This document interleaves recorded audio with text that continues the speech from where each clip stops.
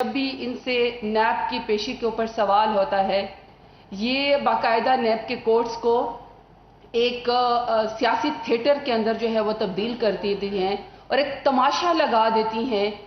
آج تک انہوں نے کسی چیز کا منی ٹریل کا جواب نہیں دیا، کوئی ڈاکومنٹ جو ہے سوائے قطری خطوط کے جو ہے یہ پیش نہیں کر سکی ہیں، لیکن جو ایک سیاسی تھیٹر یہ لگا لیتی ہیں اور اس کے بعد اعلیٰ عہدوں پہ فائز لیڈران کے نام لے کے جس طریقے سے یہ ان کی تضحیق کرتی ہے، قوم کو اس میں بالکل انٹرسٹ نہیں ہے، کیونکہ قوم ان کا کیریکٹر جان چکی ہے کہ نہ ان کی زبان سے کوئی محفوظ ہے، نہ ان کے کردار سے کوئی محفوظ ہے۔ اور یہ جو حملہ آور ہوتی ہیں، جو بیانات یہ اپنے والد محترم نواز شریف صاحب کے کہنے پر اور خود اپنی جو کہ ان کی سیاسی سوجھ بوجھ ہے، جو کہ میری نظر میں سیاسی سوجھ بوجھ تو ہے ہی نہیں، کیونکہ ان کی نہ کوئی پولیٹیکل ٹریننگ ہے، یہ تو گدی نشینی کی پارٹی ہے، پولیٹیکل پارٹی تھوڑی ہے، ڈیموکریسی تو ہے نہیں۔ پرانے ایکس پرائم منسٹر جو ہیں وہ ہاتھ باندھ کے پیچھے ان کے کھڑے ہوتے ہیں، تو پولیٹیکل ٹریننگ کی تو ویسے خاص ضرورت ہے مریم نواز کو۔ تو قوم ان کی باتیں سننے کے بجائے صرف ان سے یہ سوال کرتی ہے کہ جو آپ سے ذرائع پوچھے گئے ہیں، جو آپ کی اور آپ کی فیملی نے کرپشن کی ہے، جو آپ نے لوٹ مار کا بازار گرم کیا ہوا ہے، جو سارے آپ کے پاس جو فلیٹس جن کے بینیفیشری آنر جو ہیں آپ نکل آئی ہیں، وہ ذرائع آپ سے پوچھنا چاہتے ہیں کہ جو ملک کی لوٹی ہوئی دولت ہے وہ ایک خاص مکتبہ فکر کو انسلٹ کرنے کے لیے استعمال کیے جاتے ہیں، جو کسی بھی مذہب کے لیے استعمال کیے جا سکتے ہیں۔ اگر کسی کے دماغ میں ایول ہو تو وہ کسی بھی مذہب کو اس کی ان چیزوں کو کسی بھی بدعت کے ساتھ جوڑا جا سکتا ہے، ضروری نہیں کہ اس کے ماننے والے وہ کرتے ہیں۔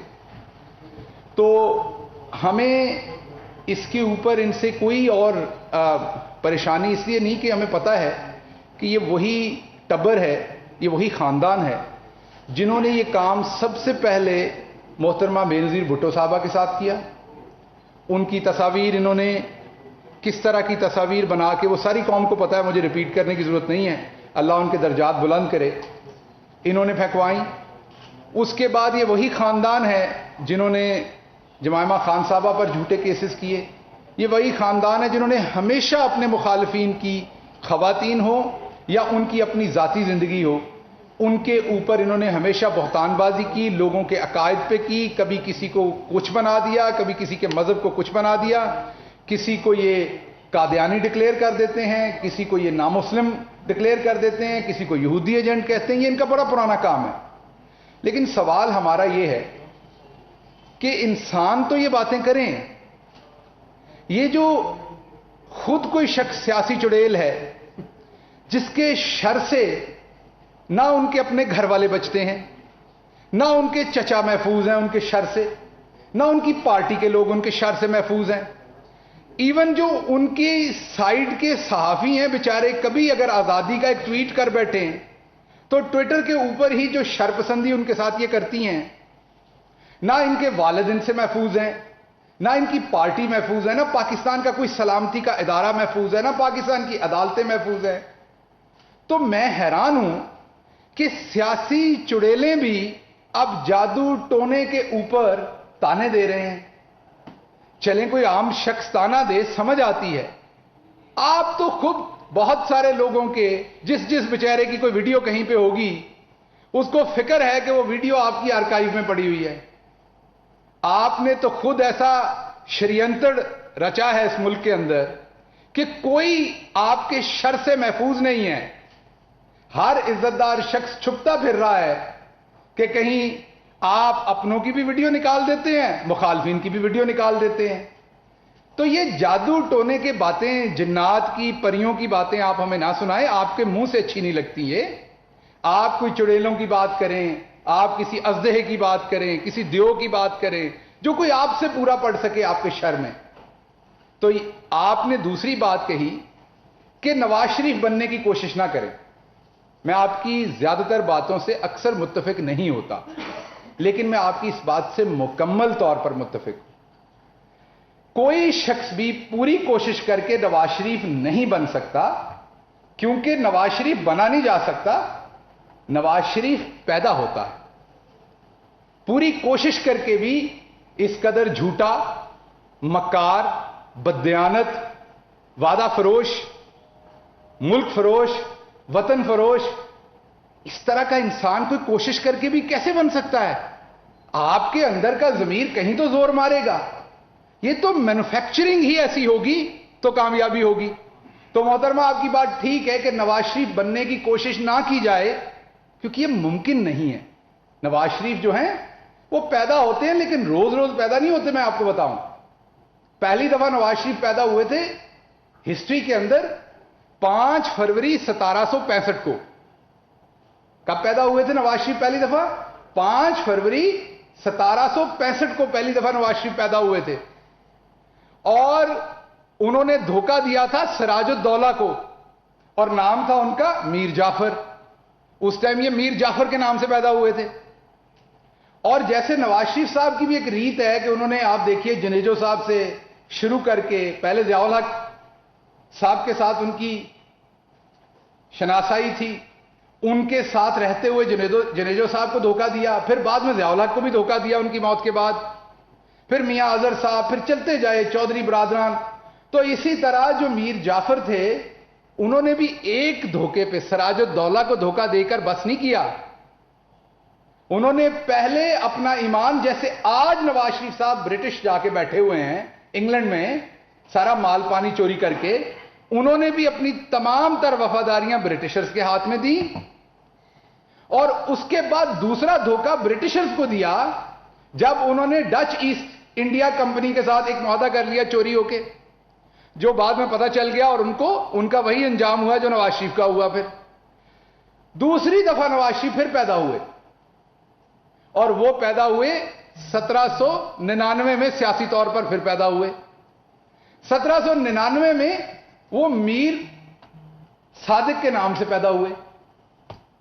اس دفعہ انتخاب تھا ٹیپو سلطان دھوکہ دینے کے لیے. انہوں نے میسور میں انہیں دھوکہ دیا اور جس سے وہ شہید ہوئے, اور آج ہسٹری کی کتابیں جو ہیں وہ لکھی ہوئی ہیں, سب کو پتا ہے. اور پورے 200 سال بعد اللہ کا کام دیکھیے, 1799 اور 1999 پھر نواز شریف صاحب نے اس ملک کی سلامتی کے اوپر اس ٹائم شبخون مارا جب ملک کے ایک چیف آف آرمی سٹاف ملک سے باہر تھے اور ان کو ہواؤں کے اندر سیک کیا گیا.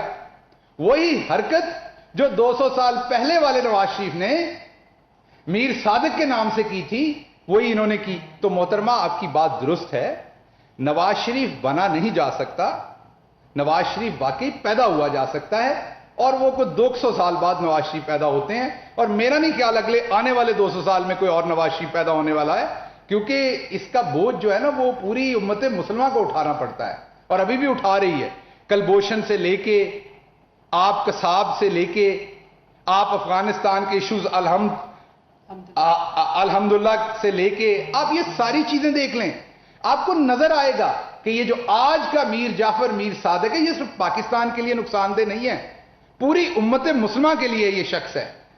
آپ دیکھیے جو ان کے محسن تھے, جو انہیں یہاں سے لے کے گئے تھے, ان پہ جھوٹے بہتان کیے, انہیں یہاں آنا پڑا بتانے کے لیے کہ یہ جھوٹ بول رہے ہیں. اب میں واپس آتا ہوں, جو محترمہ نے آج عدالت میں اپنے آپ کو فیس کیا اور وہی جھوٹ دوبارہ بولے جو وہ ہمیشہ بولتی ہیں, اور جو ایک سچ ان سے پوچھا جا رہا ہے ایک دفعہ بولنا ہے صرف 2 منٹ کے لیے, اور ہمیشہ کے لیے عدالتوں سے بھی باعزت بری, بلکہ الٹا پوری قوم ہمیں برا بھلا کہے گی. اور وہ سچ کیا بولنا ہے؟ ایک کاغذ دینا ہے جو آپ سب کے پاس کرائے پہ گھر ہو تب بھی کرایہ نامہ ہوتا ہے, خریدا ہو تو تب بھی آپ کے پاس رسید ہوتی ہے. وہ رسید دینی ہے کہ اپارٹمنٹ یہاں سے خریدے. وہ نہیں بتاتی قطری خط, جعلی ٹرسٹ ڈیڈ, کیلبری فونٹ, اور اب جنات اور چڑیلوں اور ٹونے کے اوپر باتیں ہوتی ہیں. اور بھائی آپ چلے ہمیں یہی بتا دیں کہ یہ جو آپ کا پیسہ گیا تھا یہ کن جنات نے وہاں منتقل کیا تھا؟ اگر آپ جنات کی بات کرتی ہیں, یہ کون سی چڑیلیں تھیں جنہوں نے دن رات محنت کر کے یہ اپارٹمنٹ آپ کے والد صاحب کو اور آپ کو بنا کے دیے تھے؟ ہمیں یہ بتا دیجئے کہ کیا آپ کے گھر کے تہ خانے کے اندر کوئی جنات یا چڑیلیں ڈالر چھاپ رہی تھیں جن سے آپ نے یہ اپارٹمنٹ لی؟ چلیں یہی بتا دیجئے, آج آپ نے یہ ذکر شروع کر دیے. اب ایسا نہیں ہو سکتا کہ آپ ایک گلاس ہاتھ میں لے کے پھریں اور آپ کو لگتا ہے گلاس پکڑنے سے بندے کے ہاتھ میں وزیر اعظم کی کرسی آ جاتی ہے. وزیر اعظم کی کرسی جام شیریں کا شربت نہیں ہے کہ آپ ڈالیں، تھوڑی سی چینی ڈالیں اور اس گلاس کے اندر گھولیں اور پی لیں. ایسا نہیں ہونا.